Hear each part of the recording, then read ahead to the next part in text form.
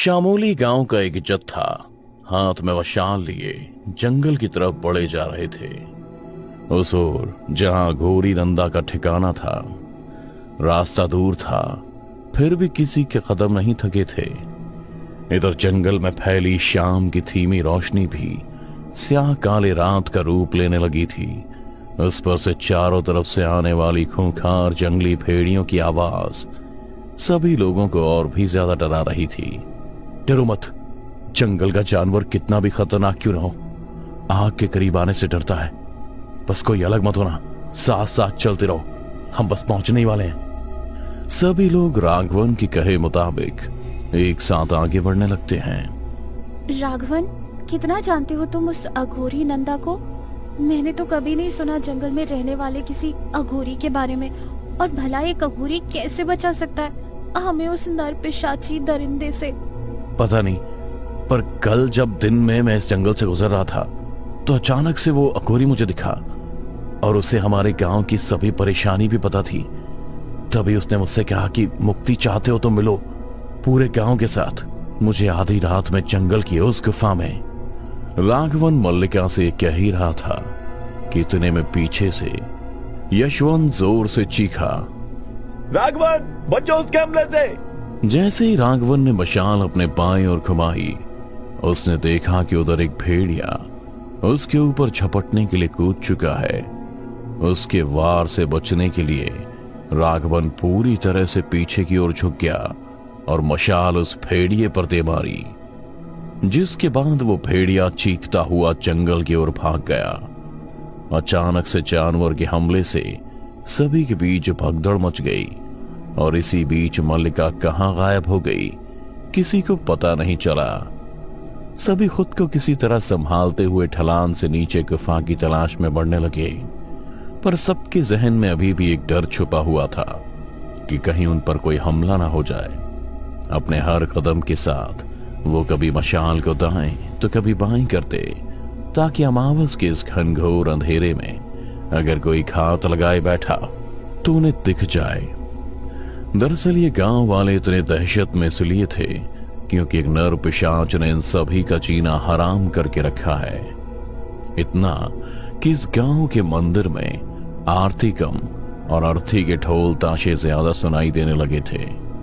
पर हमेशा से ऐसा नहीं था ये शामोली गांव। ये बीते कुछ महीनों की बात है जब से यहां मौत का तांडव शुरू हुआ, पर क्यों ये किसी को कुछ भी पता नहीं था। इसलिए अघोरी को ही एक आसमान सब लोग जंगल की गुफा की तरफ बढ़े जा रहे थे, जहां शायद आज से पहले वो कभी गए ही नहीं थे। चलते चलते अब सभी गांव वाले वहां तक पहुंच गए, जहां से आगे अब कुछ भी नहीं बल्कि एक गहरी खाई है, पर किसी को कोई गुफा नहीं दिखी। तभी राघवन तेज आवाज में सभी को बुलाते हुए कहता है, इधर चलो सब, वहां गुफा जैसा ही कुछ लग रहा है।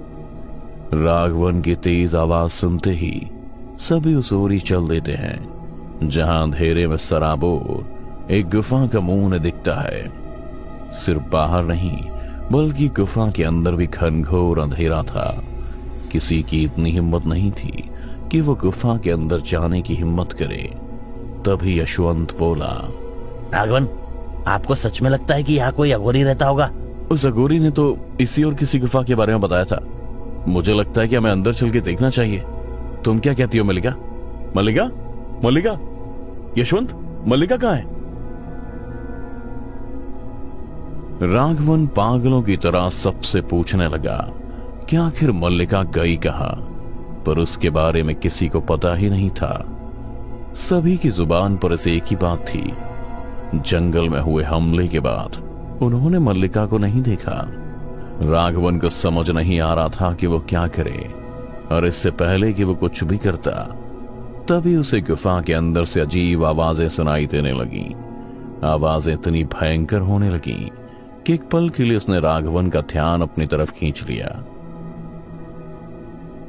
और सब आवाज का पीछा करता हाथ में मशाल लिए अंदर चले गए कि तभी भयानक आवाज के एक साथ सैकड़ों चमगादड़ों का झुंड भी बाहर निकला, जिसने राघवन समेत सभी को अंदर से हिला के रख दिया।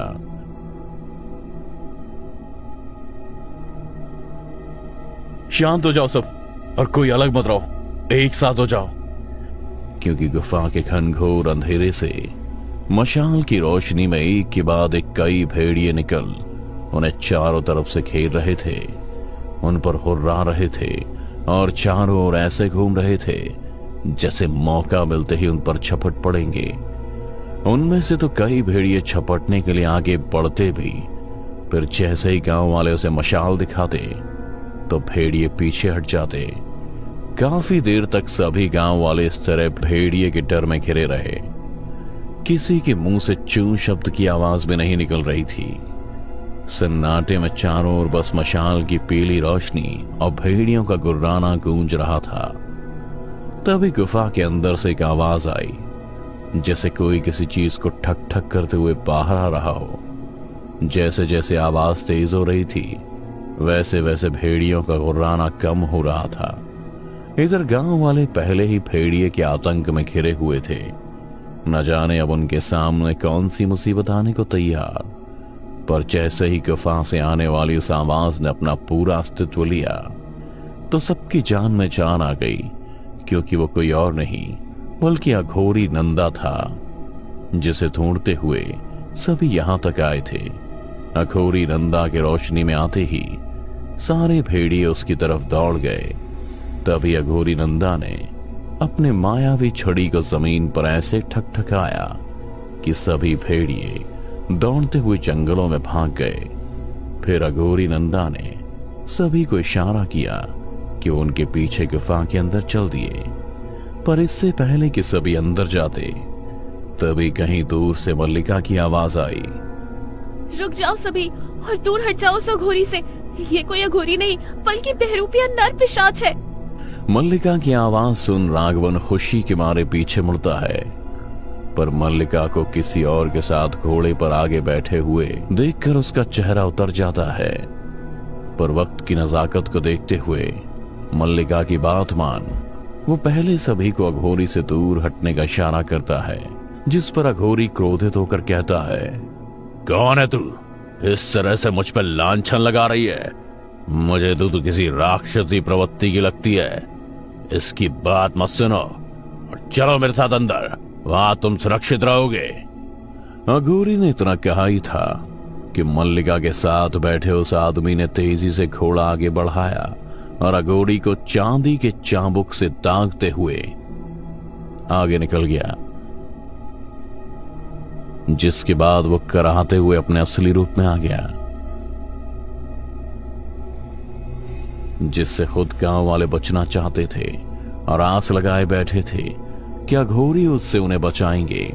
पर जब उन्हें पता चला कि अघोरी कोई और नहीं बल्कि उस राक्षस ने ही उसका रूप ले लिया है, तो उनकी बची खुची उम्मीद भी खत्म हो गई और सबको अपने सामने मौत दिखने लगी, क्योंकि सामने अघोरी के रूप में छिपा वो राक्षस अब पूरे तरीके से अपने अवतार में आकर कहर मचाने को तैयार था। वो चिहारते हुए अपने छाती को ऐसे पीट रहा था जैसे उसके सामने जो भी आए उसे चीर फाड़ देगा। तभी मल्लिका के पीछे खड़ा वो इंसान नर पिशाच को देखते हुए हवा में अपना चाबुक लहराने लगा, जिस पर वो नर पिशाच गुस्से में लाल आगे बढ़ता है और एक आदमी को दबोचते हुए अंदर उस गुफा में भाग जाता है, जिस पर यशवंत चीखता है, राघवन, हमें अपने लोग बचा रहे होंगे, बताओ क्या करें? ये इसके बस की बात नहीं है, मैं संभालता हूं उसे। मैं भी चलूंगी तुम्हारी मदद के लिए। मल्लिका, कौन है ये जिस पर तुम्हें इतना भरोसा हो गया? ये है सुजान, और इसने ही मुझे उस नर पिशाच से बचाया था। मल्लिका ने इसके साथ ये भी बताया कि किस तरह से नर पिशाच ने जानवर के हमले के बाद भगदड़ के बीच मल्लिका को उठा ले गया था और वो उसे मारने ही वाला था कि सुजान ने वहां पर पहुंच उसकी जान को बचाया। सुजान पास के ही गांव का है, पहले जहां इस राक्षस का कहर था, और उस पर काबू कर उसे हमेशा हमेशा के लिए खत्म करने के लिए सुजान ने इस चाबुक को सिद्धि के जरिए बनाया था। पर वो राक्षस उसके शिकंजे से निकल इस गांव में आ गया, पर आज वो उसे खत्म कर हम सभी को आजादी दिला देगा। मल्लिका उसके बारे में सबको ऐसे बता रही थी जैसे वो इन सभी का रक्षक हो, पर राघवन को यह बिल्कुल भी अच्छा नहीं लग रहा था कि मल्लिका इस तरह से उसकी बातें कर रही है। फिर उसने पूरे गांव के बारे में सोचते हुए कहा, अगर ऐसा है तो जरूर सुजान ही कुछ करे, हम सब उसके साथ हैं। चलो सुजान चलते हैं, आज उसे खत्म करना है। मल्लिका के इतना कहते ही सुजान अंदर चला जाता है और उसके पीछे पीछे मल्लिका, राघवन और यशवंत भी। अंदर जाने पर भी उन्हें वो राक्षस कहीं नहीं दिखा। तो बस गुफा की छत से लटके हुए चमगादड़ जो मशाल की रोशनी से दूर भाग रहे थे, उस राक्षस को ढूंढते ढूंढते सभी बहुत अंदर पहुंच गए थे, पर उन्हें वो कहीं नहीं दिख रहा था। पर जैसे ही वो थोड़ा और अंदर गए, उन्हें रास्ते में वही गांव वाला आदमी दिखा जो नर पिशाच से घायल होकर दर्द से तड़प रहा था। घायल को देख राघवन उसकी तरफ चले जा रहा था कि तभी सुजान ने उसे रोकते हुए कहा, ये अब उतना ही खतरनाक है जितना कि वो राक्षस। सभी को सुरक्षित रखने के लिए इसे खत्म करना होगा। इतना कहते ही सुजान ने अपने कमर से खंजर निकाला और सीने में धंसाकर उसके शरीर से उसकी जान को अलग कर दिया, जिसके बाद घायल हुआ वो शख्स राक्षस में बदल अपना दम तोड़ देता है। तभी गुफा के अंदर उस नर पिशाच की तेज खूंखार आवाज आती है, जिसे सुन सभी की सांसें अटक गई थी। तभी सुजान अपने चाबुक को राघवन की तरफ बढ़ाता है। ये तो मुझे क्यों दे रहे हो सुजान? राघवन, इसे मारना उतना आसान नहीं। बदले की आग में वर्षों की तपस्या के बाद बनाया वो नरपिशाच, इसीलिए उसे खत्म करने में मुझे तुम्हारा साथ चाहिए। तुम उसे इस चाबुक से काबू में लाना, उसी बीच में उसे खत्म कर दूंगा। चलो अब चलते हैं। सुजान, जो भी करना संभल के करना। सभी एक साथ उस राक्षस के सामने पहुंच जाते हैं जहां वो दहाड़े मार रहा था।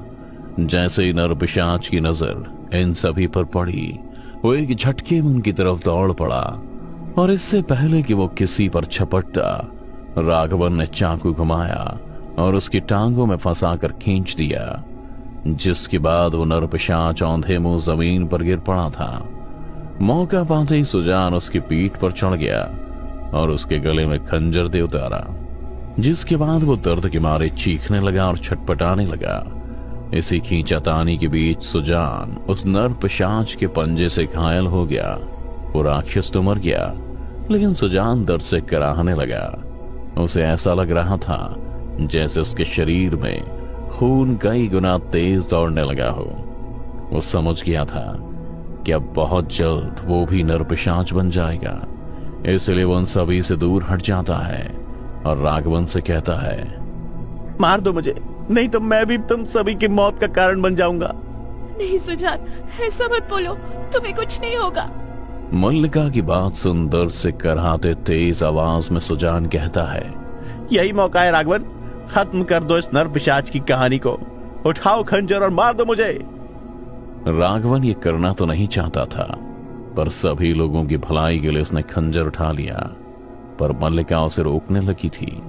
फिर सुजान के कहने पर यशवंत उसे खींचकर बाहर ले जाने लगा और इधर राघवन ने सुजान के साथ साथ नर पिशाच की कहानी भी खत्म कर दी।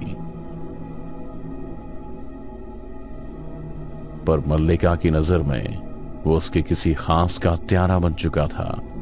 इधर सुबह होने को बेकरार थी, आसमान में बिजलियां भी कड़क रही थीं। सभी वापस अपने गांव निकल चुके थे।